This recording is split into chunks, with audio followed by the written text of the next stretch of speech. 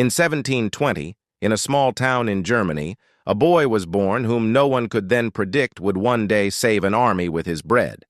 His name was Christopher Ludwick. He grew up in a world where a baker was not a hero, but a craftsman. His hands were used to flour, his eyes to fire, and his soul to the quiet before dawn, when the city still slept and the ovens already smelled of the first bread. But fate, like war, rarely follows the plans of simple people. Ludwig emigrated to America, leaving behind a Europe where his childhood had passed among brick ovens, the smoky smell of leaven, and heavy sacks of flour. In the New World, he settled in Philadelphia, where he opened a bakery. In peacetime, he was simply a man who baked bread that fishermen, merchants, soldiers, and children would buy. His life went quietly, in the rhythm that every baker knows, rising before dawn, kneading, baking, selling, resting, and then doing it all again at the start of the next day. But the world began to change. In 1775, the War of Independence ignited in the colonies. Washington's army was gathering not only soldiers, but a whole people. Yet it lacked weapons, clothes, flour, and salt. In the first years of the campaign, soldiers chewed hard cakes baked on stones over campfires, waited for supply trains that never arrived, and felt how, along with hunger, despair crept into their hearts. In such conditions, any man could have decided that this war was not his problem. Ludwig could have done the same. But instead, he took a step in the opposite direction. At the moment when someone stood by the oven and said, "If you cannot feed them, you cannot lead them into battle," that someone was Christopher Ludwick. When Congress realized that the army could not survive without a system of bread production, they did not appoint a heroic general or form a new regiment. They did something that seemed strangely simple. They chose a baker. In 1777, Ludwig was given a title that was not glorious or martial, but heavy and quiet. Superintendent of Bakers, the superintendent of all bakers in the army. He was not led in parades, but in fact he took command of an entire logistics empire that kept thousands of soldiers on their feet. Ludwig was not a young man, like most officers. He was already over 50. He had a life, a house, worries, habits. Instead of leaving the war to the young, he made a step that defied the instinct of self-preservation and chose responsibility.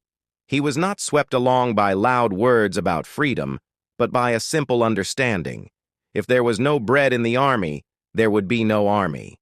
From that moment on, his task was not only to stand by the oven, but to become the invisible commander of the rear. Ludwig took charge of logistics, something rarely mentioned in textbooks about war. He counted flour, distributed it to supply trains, negotiated with farmers, millers, and soldiers, checked the quality of ingredients, and made sure the wagons did not burn on the road, drown in the mud, or fall into the hands of enemy patrols.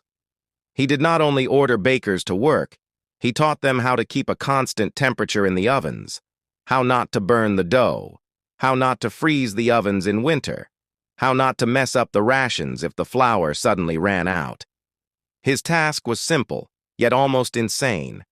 Every day he had to issue bread to every single soldier while fighting against an enemy who cut the roads, against the weather that broke the wagons, and against the hunger that broke people. In that moment, his whole life collapsed into one simple, unyielding rule. Bread must be there. Not sometime, not when it comes, not if we're lucky, but every day, without exception. When Washington's army retreated to Valley Forge in the winter of 1777 to 1778, Ludwig was no longer just a baker who came to help. He had become the center of the logistical system, a man on whose shoulders lay the question, would the army survive? In the valley, where the snow lay inside the tents and soldiers slept on the bare ground, his ovens became the only source of warmth besides the campfires. There, in Valley Forge, Ludwig did not only command the bakeries, he also personally intervened in their work. He made sure the ovens did not freeze overnight, that the dough did not burn at the wrong temperature. He set work schedules so that the baker's shifts never stopped for a single minute. He knew that if on one day there was not enough bread, it would not simply be a mistake, it would be a blow to morale. In his hands, bread turned from simple food into a symbol. If a soldier received bread every morning, it meant he had not been forgotten. Imagine how it must have looked. Early in the morning, while it was still dark, long before the flags were raised on the posts and the drums sounded in the valley, soldiers stepped out into the snow in their torn overcoats, their boots half falling apart, their faces blue with cold. They did not run to the front lines, not to the weapons, but to one and the same place, from where the warm steam rose steadily. There, by the door, stood a man whose name was never written in the official orders or repeated in grand speeches. This was the baker, Ludwig. He did not form ranks, he did not shout commands, he did not wear the shiny coat of a general. He simply pulled loaves from the oven, checked that no one left without bread, and made sure the rations were kept fair. In his hands, bread became a promise. You are still alive, and the army still exists. It was in Valley Forge that the army, exhausted by defeats, stopped thinking about running home and began thinking about the future. The men who shivered from the cold at night stood in formation during the day, learning drill maneuvers, practicing discipline, rehearsing tactics.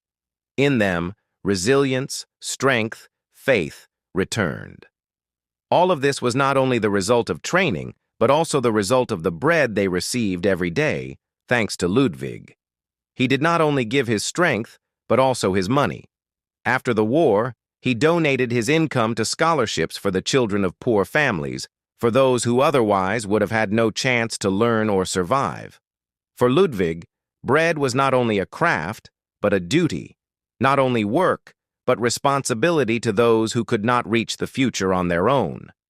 He lived to be 92 years old and died not as a general, not as a hero with a monument, but as a simple baker and benefactor.